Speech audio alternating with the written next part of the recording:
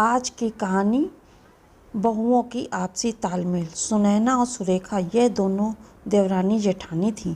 जेठानी सुनैना नौकरी भी करती थी और देवरानी सुरेखा वह घर संभालती। उनका परिवार बहुत बड़ा था। सास ससुर और उन दोनों के बच्चे, कुल मिलाकर 10 लोग घर में रहते। और अब बहुत साल बाद उनकी बुआ सास अपने भाई के घर रहने आई थीं। सुबह उठने के बाद बुआ सास ने देखा कि सुनैना फटाफट अपने काम कर रही थी। सुरेखा ने नाश्ता बनाया और वह नाश्ता सुनैना ने सबको परोसा। उसके बाद सुनैना ने अपना टिफ़िन पैक किया और वह काम पर निकल गई। सुरेखा ने वापस दोपहर का खाना तैयार किया और थोड़ा वक्त अपनी सास और बुआ सास के साथ बैठी रही। बुआ सास से रहा नहीं गया। उन्होंने सुरेखा को पूछा, छोटी बहू, तुम्हारी जेठानी तुझ पर बहुत हुक्म चलाती है। सुबह से देख रही हूँ रसोई घर में अकेले ही काम करती हो और वह महारानी दिखावा करने के लिए नाश्ता परोस रही थी, जैसे कि उसी ने ही नाश्ता बनाया हो। यह सुनने के बाद सुरेखा ने बुआ सास की तरफ देखा और बोली, बुआ सास जी, ऐसा कुछ नहीं है। सुनैना दीदी बहुत अच्छी हैं। बुआ सास बोली, तुम बहुत भोली हो सुरेखा। मुझे सब समझ में आता है। मेरे बाल धूप से सफ़ेद नहीं हुए। सुरेखा से अब नहीं रहा गया। वह बोली, ऐसा नहीं है बुआ जी, आपको सुनैना दीदी ने सबको नाश्ता परोसा यह दिखा, पर आपको यह नहीं दिखा कि दीदी ने मुझे ज़बरदस्ती सबसे पहले नाश्ता करने दिया और चाय भी दी। वह रोज़ मुझे ऐसे सबसे पहले ही नाश्ता दे देती हैं, नहीं तो सबके लिए नाश्ता करते करते मैं खुद के लिए नाश्ता बनाना भूल जाऊंगी। दीदी मेरी कितनी चिंता करती हैं। दीदी सुबह जल्दी उठकर मंदिर साफ करती हैं, फूल सजा कर रखती हैं और मुझे उनके 1 घंटे बाद उठने के लिए कहती हैं। शाम को आते समय बाज़ार से सब्जी भी लेकर आती हैं, क्योंकि हमारे मिस्टर रात को देर से आते हैं और मम्मी जी को सुनैना दीदी ने बाज़ार में जाने को मना किया है, क्योंकि अब उनकी उम्र 60 साल से ज़्यादा हो गई है। बाज़ार में जाते समय उनको तकलीफ़ होगी, उनके पैर बहुत दुखेंगे। कभी उनको बाहर घूमने का मन हुआ तो सुनैना दीदी छुट्टी लेकर उनको घुमाने ले जाती हैं।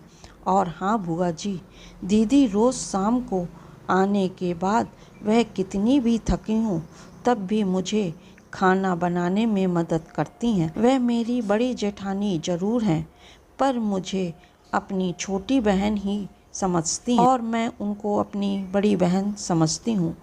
यह सब सुनकर बुआ सास एकदम चुप हो गईं। उनकी चुगली सुलेखा के आगे टिक नहीं पाई। शाम को सुनैना सब्जी की थैली सुरेखा के पास देते हुए बोली, सब्जी के साथ तुम्हारे मनपसंद लेखक की किताब भी है। उसमें यह सुनकर सुरेखा खुश हो गई। सुनैना को थैंक यू बोलकर सब्जी की थैली किचन में रखकर वह अपने रूम में चली गई।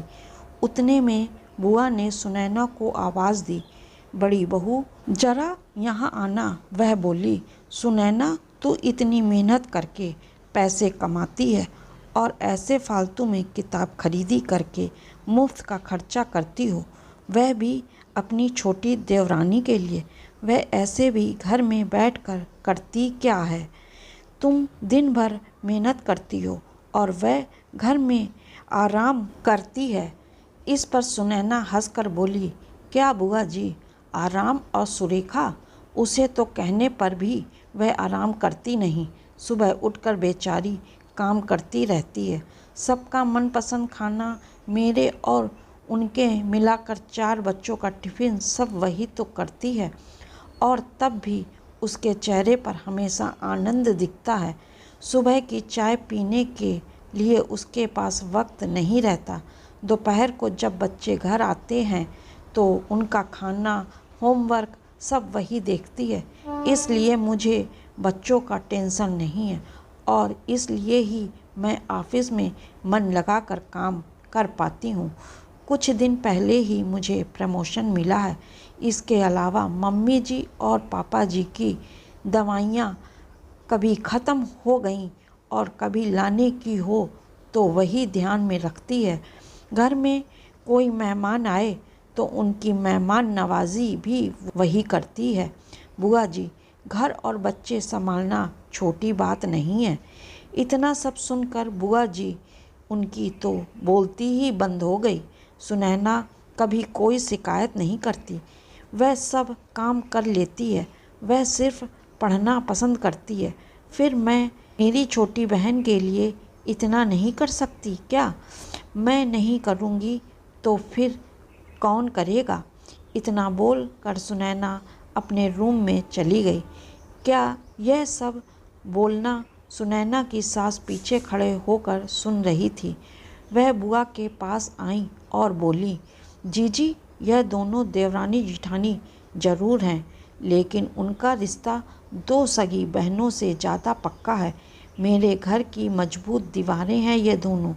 पहले मैं भी एक बुरी सास थी, हमेशा इन दोनों में झगड़ा लगाने का प्रयास करती थी, पर यह दोनों के प्यार के आगे मैं भी हार गई। वैसे भी झगड़ा लगाकर नुकसान तो हमारे ही घर का होगा ना। पर यह बात बुआ को समझ में नहीं आई। रुदन करते हुए कमरे से बाहर चली गई, क्योंकि उन दोनों में झगड़ा लगाने के लिए ही वह आई थी। पर सुनैना और सुरेखा, इनके जैसी दो समझदार देवरानी जिठानी के बीच झगड़ा करवाना बहुत मुश्किल था। तो दोस्तों, सुनैना और सुरेखा, इनकी जैसी समझदार देवरानी जेठानी जिस घर में होंगे उस घर का कोई बुरा नहीं कर सकता। जिस घर में ऐसी बहुएं होंगी वह घर स्वर्ग बन जाएगा। दोस्तों, देवरानी जेठानी की सुंदर पारिवारिक कहानी आपको कैसी लगी ज़रूर बताएं। कृपया लाइक करें, सब्सक्राइब करें। नमस्कार।